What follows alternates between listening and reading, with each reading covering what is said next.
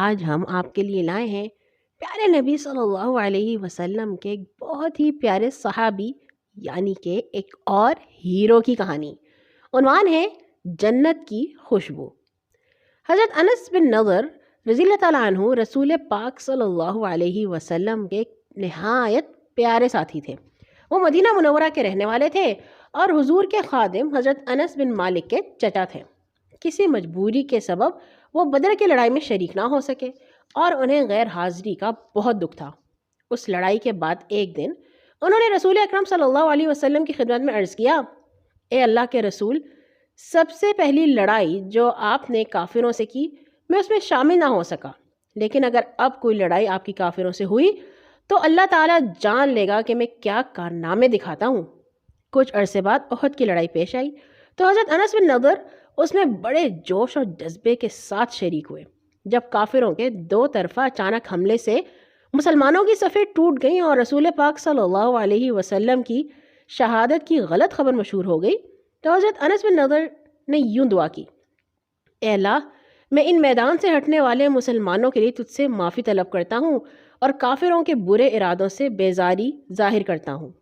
یہ کہہ کر کافروں کی طرف بڑھے اور راستے میں رسول پاک صلی اللہ علیہ وسلم کے ایک ساتھی حضرت سعد بن معاذ سے ملے۔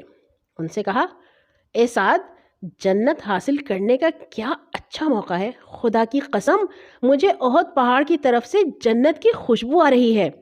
پھر حضرت انس رضی اللہ تعالیٰ عنہ نے اس زور کا حملہ کیا کہ کافروں کی صفیں الٹ گئیں۔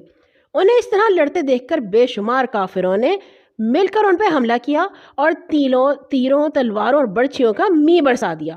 اس طرح رسول پاک صلی اللہ علیہ وسلم کے یہ بہادر ساتھی شہید ہو کر زمین پر گر گئے۔ لڑائی کے بعد جب مسلمانوں نے ان کی لاش دیکھی تو اس پر تیروں، تلواروں اور نیزوں کے 80 سے زیادہ زخم تھے۔ پھر کافروں نے ان کے ناک، کان اور ہونٹ بھی کاٹ لیے تھے، جس کی وجہ سے ان کی لاش پہچانی نہ جاتی تھی۔ آخر ان کی بہن نے ایک انگلی پر کسی خاص نشان سے ان کی لاش پہچانی۔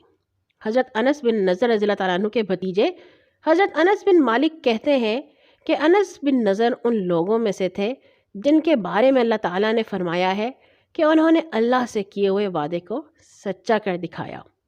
اللہ تعالیٰ ان سے راضی ہو اور ہمیں ان کے نقش قدم پر چلنے کی توفیق عطا فرمائے، آمین۔ کل آئیں گے انشاءاللہ ایک اور نئی کہانی کے ساتھ۔